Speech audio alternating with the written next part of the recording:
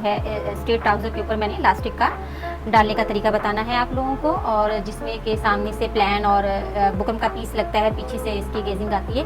तो व्यूअर्स, इसमें जो है मैंने बुकरम का पीस नहीं लगाना। आज मैंने आपको इलास्टिक के साथ ही मैंने वो तरीका आपको जो है वो समझाऊँ और बताऊँगी, जिससे कि इलास्टिक के बगैर भी हम लोग जो है वो आगे का हिस्सा थोड़ा सा जो है वो प्लान रख सकते हैं। होल्ड कर लेंगे, जिससे हमें जो बिगनर्स हैं उनको आसानी होगी।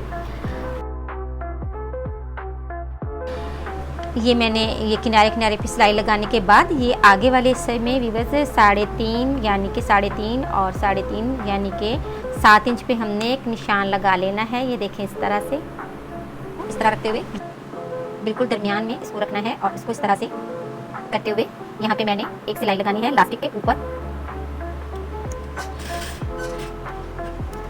इस तरह से देखें, इस हिस्से में हमने चुनट्स जो है वो नहीं आनी चाहिए, और ये बिल्कुल प्लेन प्लेन आए।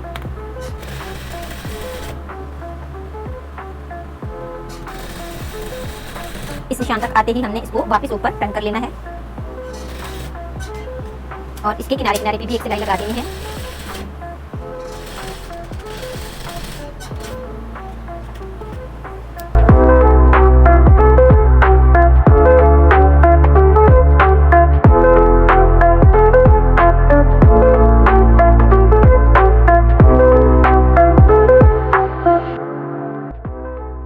व्यूअर्स, ये देखें, ये सामने वाला हिस्सा है, तो इसमें वही इसी इलास्टिक की मदद से मैंने ये छोटा सा बेल्ट नुमा हिस्सा जो है वो सिलाई की मदद से जो है वो मैंने आप लोगों को बना के दिखाया है। और ये